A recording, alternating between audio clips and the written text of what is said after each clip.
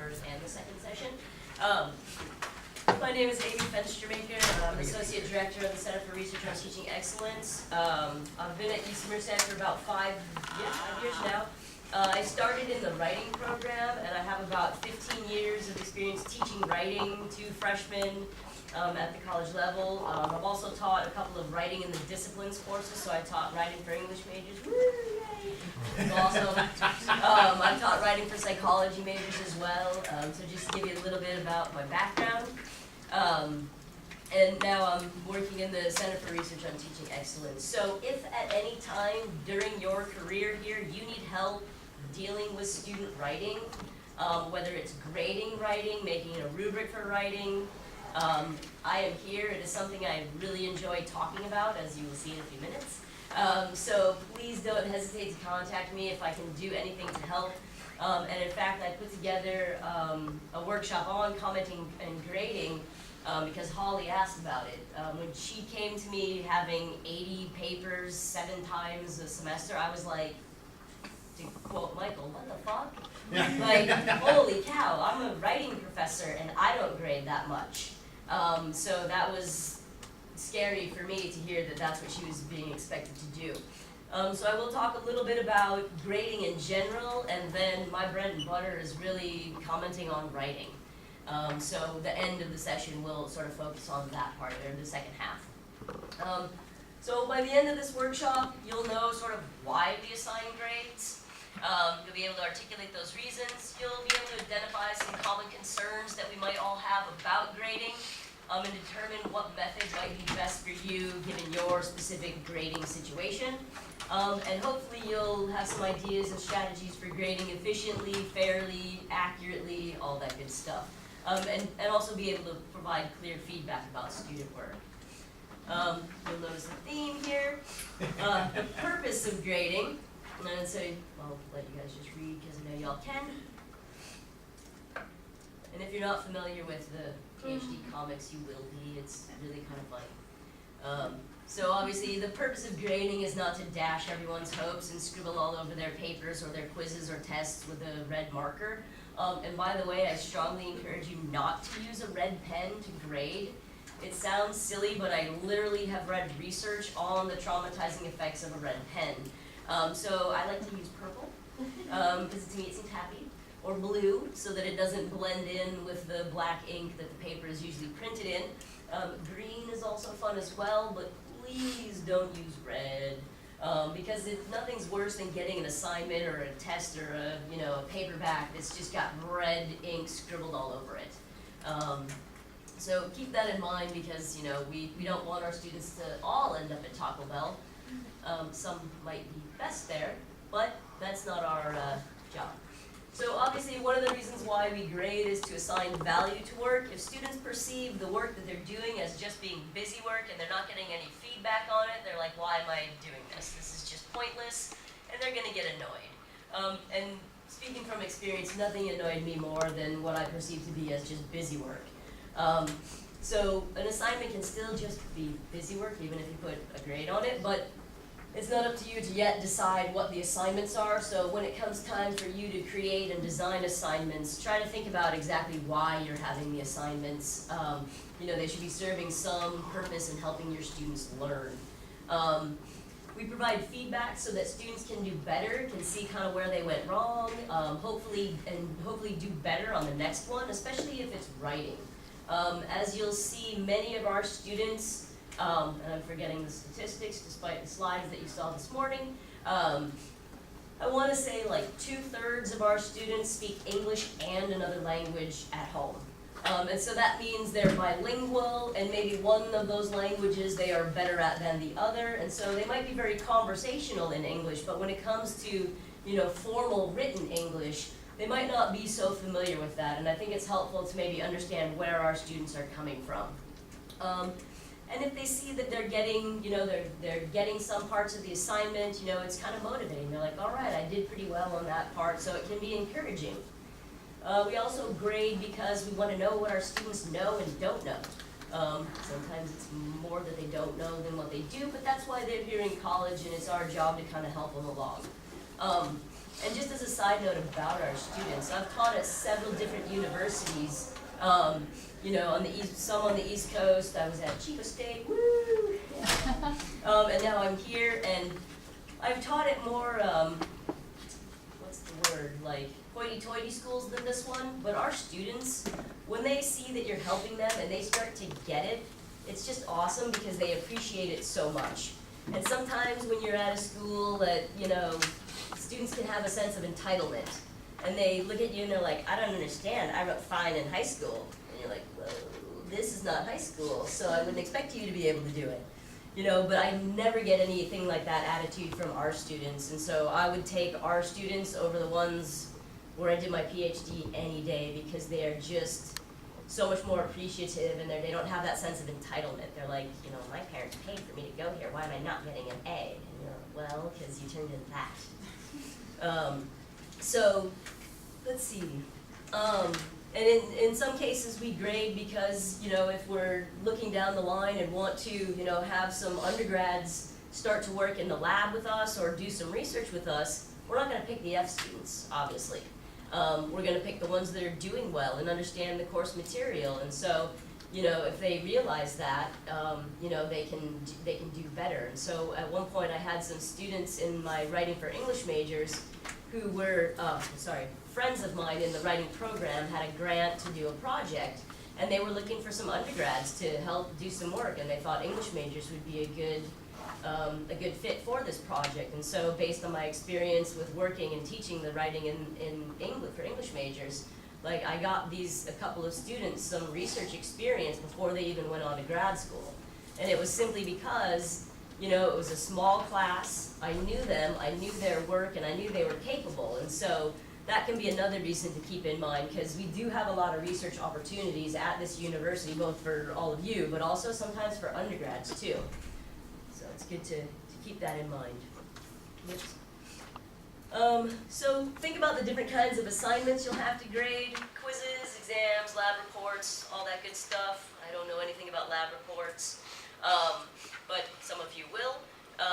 Oral presentations, essays, and papers. So think about, for your discipline, what, you know, realistically you'll have to grade. Let's see. And then think about what issues might arise with that grading.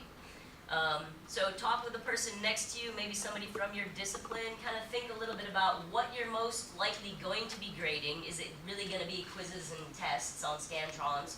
Or is it going to be more written essays, or a little bit of both? And what might be some issues that could arise in the grading of those? So now's when you all talk. Go.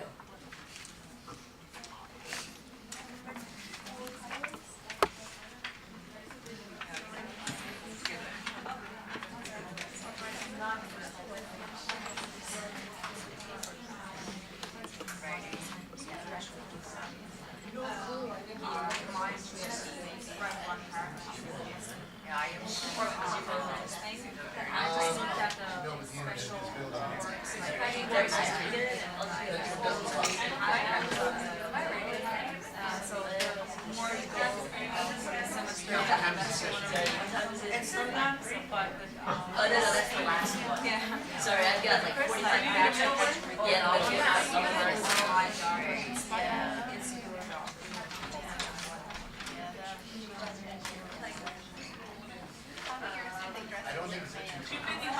Okay, thank you very much. You're welcome. I need to know how fast to talk. Okay. All right. So, any thoughts at this point about what some concerns you guys might have? Well, for grading the written answers, I had a few students who wrote the answer, but then they also wrote some other unnecessary things and just had the answer part in the middle. Okay. So it was always a little bit tricky to just give them full point because they also wrote unnecessary parts. Right, they wrote extra stuff. Right. Yeah, that one I would take back to your instructor of record, or make sure that the other TAs are grading it the same way you are, so you can maintain consistency. Because that's one of the, well, perhaps you guys talked about this, but one issue is if you're one TA of 3 who are all grading for the same course, maintaining consistency across graders and what to do in a situation like that, you want to talk to the other TAs to make sure you're all kind of doing the same thing. Yeah. So, I know that as, I was usually in the top of most of my classes, and so the few professors that would grade really hard, I always appreciated because it was an opportunity to grow. But I don't know if that's really the best target to have because I'm sure everybody else in the class hated it. I would say it kind of depends on the course. I mean, if it's a, if it's a course where you either get the right answer or you don't, I don't tend to take a lot of those kinds of courses. My PhD is in English, so answers will vary. And if I can make a rational and logical argument and support it with evidence from the novel I'm reading, my answer's good. But I know psychology, social sciences, it doesn't always work like that.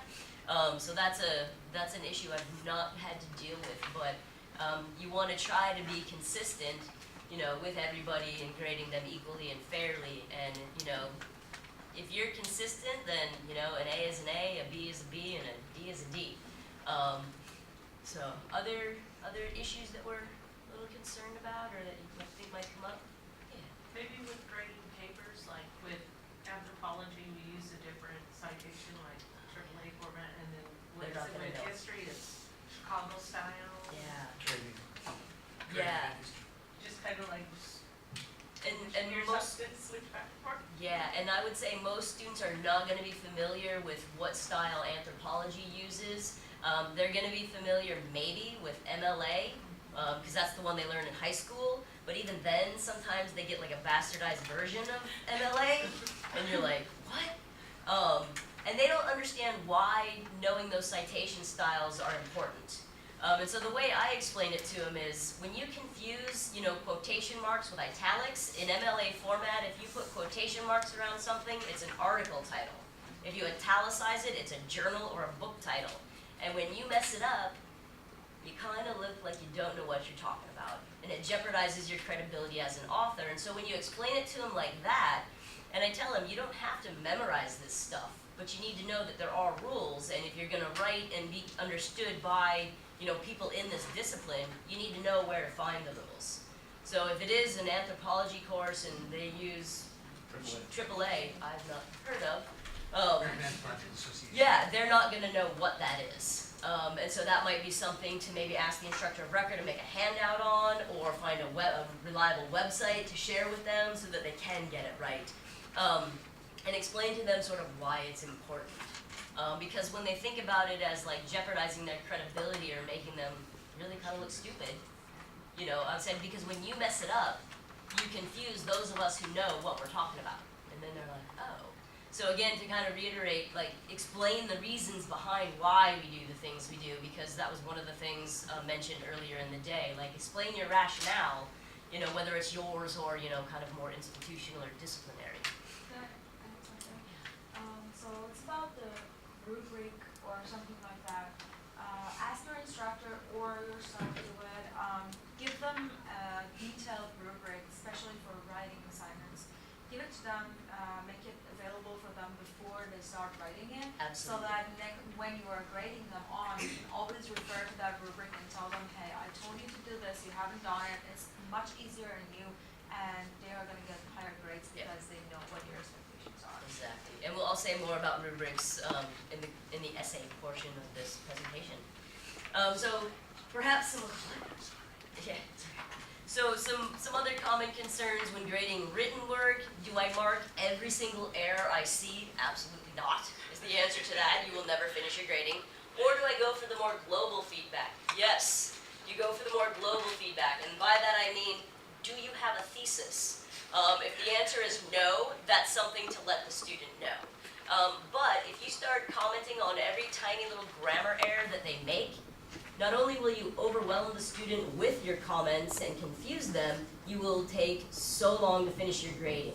So when it comes to dealing kind of with the grammar of a paper, if that's what you're grading, if it's something you can read right over and go, well, yeah, that's not right, but I understand what they mean, just move on.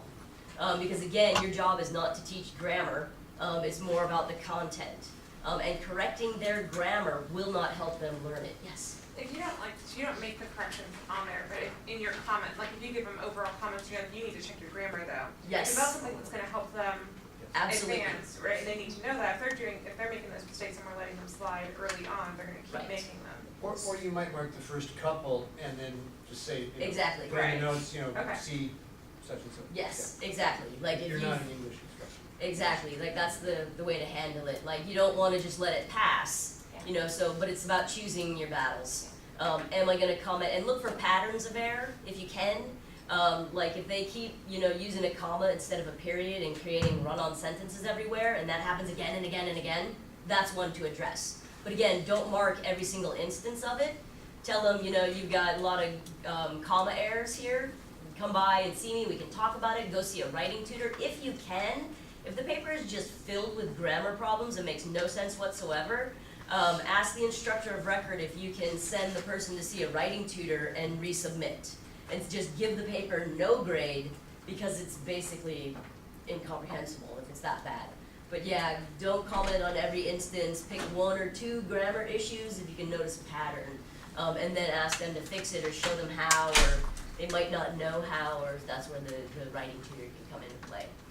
And so again, that's about grammar versus content, and all of that goes towards efficiency. You don't want to spend, unless you're going to be a writing teacher, you don't want to spend all day grading and commenting on grammar. If you're dealing with, you know, number-based work, which is not something I deal with often, again, do you mark every error? You know, are you checking the steps that they made to get to the final answer, or are you looking just for the final answer? Perhaps that's not up to you, and you need to ask the instructor of record whether or not they want you to, you know, check the steps that they're taking and then point out where they've gone wrong or something like that. And then know that the students are going to approach the work differently. Some may, you know, try to tackle the problem one way, others may tackle it another, and if they've tackled it not the way that's demonstrated in class, were they still getting to the right answer? Is it even possible to get to the right answer with a different strategy?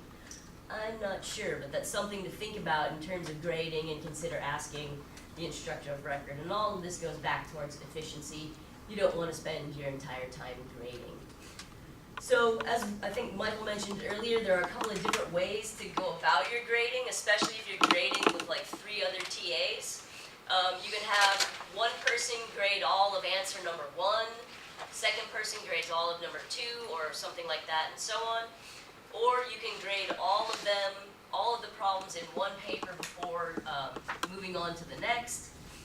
If you're grading writing, you don't really have, I mean, if it's a paper, an essay, you can't really, it doesn't divide up very well like that, so you gotta just grade the whole thing.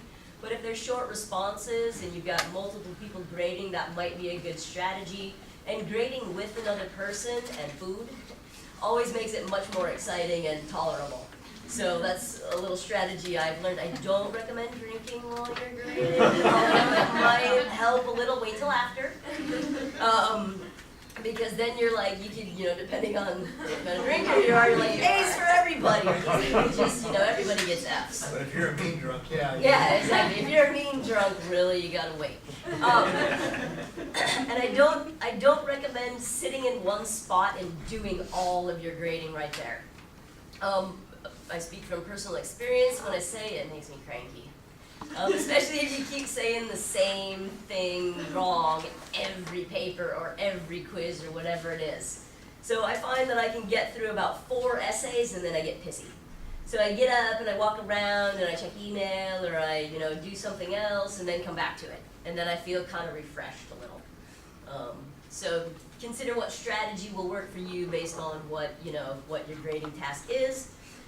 You may not be able to choose what sort of grading system is right for your assignment. It may be up to the instructor of record.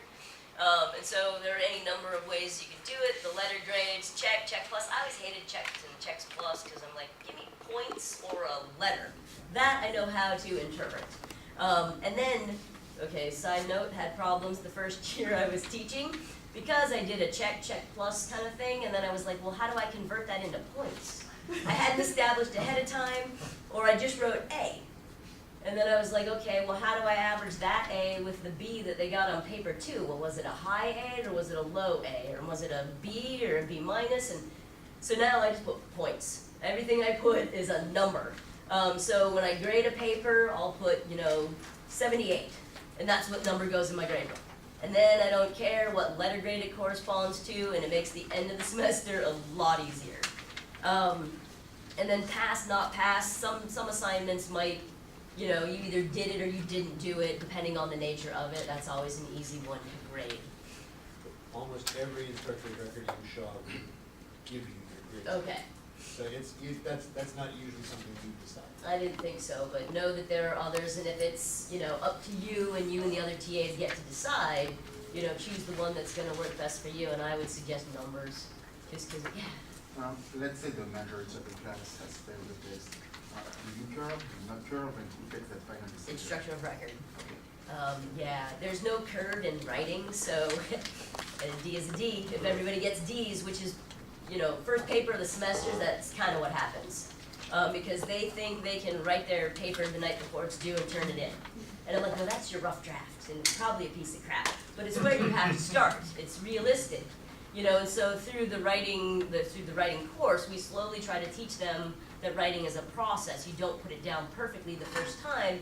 You need to show it to other people. They need to read it. You need to rethink about your ideas and things like that. Because if they do turn in, and in disciplinary courses, that's what they'll do. So if you're grading writing in psychology, chances are extremely good that the students will write one draft, call it a final draft, and turn that into you. More on how to handle that later. Call me, I'll tell you. And I have some workshops designed to help prevent that. So Miriam mentioned using rubrics. They can be extremely helpful in speeding up the grading process, especially if you've got more than one person grading. And so what you want to do is go through and for each category or for each letter grade or for each point, describe kind of what the characteristics of that are. And hopefully your instructor already has one of those for you. But if they don't and you would like help creating a grading rubric and you have the instructor's permission, that's something I could, myself or my colleague in the center would be more than willing to help you do. The important thing to know about using a rubric is that you can't just create it once and call it done. You have to kind of put it into practice and see if it works well. And sometimes I will, if I'm using a rubric, I will kind of reverse the, like I'll read the paper and go, okay, I know what letter grade this really deserves. How can I fill out my rubric to make it that grade? Don't be afraid to do that, because sometimes, especially with grading writing, that makes more sense than trying to parse out as you go. Well, the intro and, and then just make the numbers add up to what you think the letter grade should be, or the points should be. But know that there should be a working back and forth between the student assignment, what they turned in, and the rubric, and how well they fit. Lots of times it'll take 1 or 2 semesters to kind of really fine tune a rubric and have it, cover all that you need it to cover. And every once in a while you'll be like, holy cow, I've never seen that before. Where does that fit in my rubric? And then you'll need to talk to the instructor of record. The other thing that we can do in the center is if you're grading papers with more than one with other TAs, it can be really helpful to go through a norming session. Does that phrase mean anything to anyone in this room? Okay, so a couple of you know what a norming session is. So basically, you and the other TAs and myself and hopefully the instructor of record will all meet, read over a couple of papers, and discuss sort of where they fall on the rubric. Because grading writing is to some extent a little bit subjective, and so the purpose of the norming session is to make sure that we're all weighing the same errors or the same strengths accordingly. So if I'm, if there's no topic sentence in any of these body paragraphs and the paper just runs around in circles, what grade am I going to give that versus what grade do you give that when you see it? So if we can kind of meet and talk over some of the sample assignments or sample essays ahead of time, it can help get everybody on the same page. And again, make your grading a lot quicker and easier. And this one kind of cracks me up. So it starts out all positive. Nice, yes, well, but she's using a red pen. you don't like. Yeah, how can you get this wrong? I covered it like 50 times. Yeah, I went over MLA format I don't know how many times, and you're still italicizing journal articles. Why? And then our 20 if undergrads are the future, we're all doomed. The PhD comments takes a rather negative look towards undergrads, but it's not I quite can so imagine intense. why. Yeah. Okay, so we've talked a little bit about rubrics already. You have to all agree, you and the other TAs, and you gotta compare it to the student work. Sometimes it's helpful to keep the students' identities anonymous while you're grading, although if you're grading an 80-person writing something, you're not gonna know who all those 80 people are anyway. But sometimes it can be good to kind of keep that information from yourself. Grade one question or one section, we kind of already talked about that as different strategies. Marking and commenting. Take it all with a grain of salt and take a balance between how much time you're spending and how much information that they're giving, or how much information you can put on their paper about helping them improve. And when you're making assignments, if you get to do that, do so with the grading in mind. You know, like how hard is this assignment going to be to grade? How long will it take me? You might not get to do that yet, but it may be helpful to think about it as your instructor of record is, you know, asking you to grade things too. All right.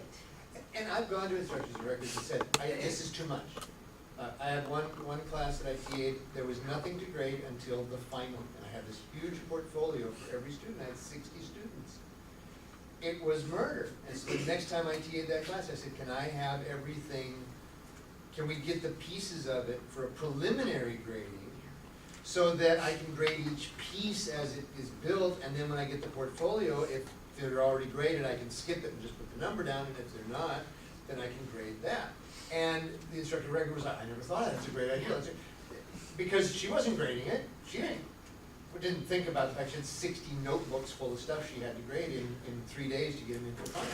I mean, Yeah, in that case, it's not about like trying to torture you guys. It's just if they're not the one doing the grading, they're not really aware of what all it entails. And so going to them and, you know, having a nice friendly conversation about it can certainly help. So when you're providing students with feedback, try to separate the grade from the comment. Generally, if you're commenting on writing, your comments go in the margins, and that's where you're kind of making suggestions about what they could do or what they need to do. And that's different from the grade. However, the two are very closely related because the comments that you put on the paper go to justify the final grade. You know, so if you got no thesis, no evidence anywhere in your paper, I'm going to point that out, and that obviously influences what your final grade will be, and the end result is not going to be good. But you can use your comments to teach or coach the students along. You know, like, I'll often say, I'm not sure I know what the main idea of this paragraph is. And then that's a clue to the students, hopefully, to, you know, kind of clarify that. Or, you know, you've made a good point here, but you've got no evidence to support what you're saying. And then hopefully that indicates to them what they need to do as a result. And so that the lack of evidence or the lack of topic sentences still goes to kind of indicate what grade they get, but I'm also trying to help them along as I'm going. And then, you know, elaborate only as much as the, you know, assignment dictates. And let them know kind of what you did. I only mark the obvious things. Not all editing or algebraic errors have been marked. You know, just kind of, you can make those kind of blanket announcements in class when you pass back assignments, or I don't know if you'll do it electronically or how you'll collect them. And then again, unacceptable editing errors, you know, is it filled with errors, or is there a couple here and there, and you're just gonna comment on a few. And so as Miriam suggested with the rubric, make the criteria for grading explicit. In any course, if there is a rubric, pass that out ahead of time, talk about it in discussion sections if you can. Grade while you're in a good mood, grade with company. Time yourself, try blind grading, which means don't look at the names. Look through a few papers before grading to test your rubric again. Maybe grade each part separately. Sort the assignment into stacks as you grade. Make notes to yourself. And take breaks, again, because if you're grading a bunch of poorly written papers, as kind of happens at the beginning of the semester, or like maybe the first test or quiz of the semester, if it's a pop quiz, maybe take little breaks, and hand back work at the end of class. I don't know if you've ever seen it go back at the beginning of class, but they're not gonna listen to anything you say after you pass them back an assignment that's been graded. And so I always, at the end of a class, that's when I pass back papers. I tend to do it electronically now since I've been here, so there's no passing things back in class. But I also have a policy of when I pass back papers with grades on them, you're not allowed to talk to me that day about your paper. And that's because students see, oh, I got a C- or worse, and they come and they yell at you because they're freaking out and they haven't even read what your comments say. So I instituted a policy in all of my writing courses where you're not allowed to talk to me the first day I give it back to you. You have to go home, read over my comments, and approach me in a reasonable way, and then we can talk about your paper. I'm more than happy to talk about your writing and help you by all means, and they usually know that by that point because I'm a talker. But I will not talk if you're gonna be all, butthurt, to quote my friend's kids. So I have a rule about that, and that may be a good reason to pass back papers at the end or any assignments at the end because it minimizes the amount of time that they're gonna take away from class. And if you've got another class in 10 minutes, you can just say, I'm sorry, I can't talk to you about that now, I don't have time. Please stop by office hours, I'm more than happy to speak with you again. Would it be effective to just require that they come to your office hour to talk about their own grades? Absolutely. When I teach writing courses, paper number 1 is returned in office hours, so you have to come and see me. And that's because I don't feel like first semester freshmen or undergrads in general really understand what I mean when I say revise. To me, there is a drastic difference between revising and editing. Editing is the tiny little nitpicky things, you missed a period here, you used that semicolon incorrectly. Editing is not going to prevent me from understanding what your paper is trying to say. Revision is. Revision is the big stuff. And so when I get drafts of a paper, I go through and comment on them, and then you got to come and spend 15 minutes with me going over that paper. And that way I can really be clear about exactly what they need to do when they revise. And the other bonus about that is having 15 minutes one-on-one with the instructor or the TA does amazing things for class discussion the next class period. If they've had to sit with you for 15 minutes and talk with you about their work, they get to know you, you get to know them, and the mood in the room, people are just much more talkative, and that's why I do that with the first paper. It's not just about I want to be clear about revising, but it also helps with the mood in the classroom. And with writing courses, with small discussion, they need to talk. And if they're not comfortable talking to you or the other students, it's not going to happen. And I've had that happen where, just crickets chirp. You ask a question and nobody says anything. And sometimes it can be, that you're not waiting long enough for people to answer, or it's just that they don't really know or they aren't comfortable talking. And so small group work and meeting with me one-on-one for about 15 minutes around week 3 or 4 really goes a long way towards getting class discussion and the classroom environment going. There's another reason that you don't want to discuss it in class. You can't discuss someone's grades in front of anyone else. And so when you grade a paper, don't put the grade on the front. Yeah. It has to go up where it can't be seen. On the last So put it page. on the last page, so that when you pass, if you're gonna pass the stack around, people can't see what other people got. And so if they try to approach you in class, just tell them, I can't discuss grades. FERPA. Yeah, because FERPA requirements, about that you this can't do morning. it. So that is another way to get them to office hours. Yeah. They say, look, come to office hours, we'll discuss it. Yeah. And that'll cover, And once they're there once, They'll they're be much back. more likely to come back. That's also why I make them come to the office hours once. well, you have candy and stuff too, so. No, no candy. No. So I just want to add something else. When you have the rubric, when they come back to your office hours and you totally do not remember who this person was and why you gave them that grade, then you can go back to the rubric if you have just mentioned which part of the rubric they have missed. And it's much easier for you to remember why you took off points from that person, so you can defend it. Because even with your comments, I can't read my own writing, so I figure if they don't ask me, they don't care. But there are a lot of times I have to reread the paper in order to understand why I. If I just reread my comments, and I'll just kind of like you, I need to, let me take your paper and refresh my memory, and I'll read the comments, and I'll know exactly what the issues were, and I can then speak. But don't be afraid if they're like wanting you, let me take this, reread it, so I can give you, come back in 10 minutes. Don't be afraid to like send them away so that you can really help them with exactly what they want. I'm gonna try to scream through the rest of this. When you're communicating grades, use abbreviations that they're gonna know.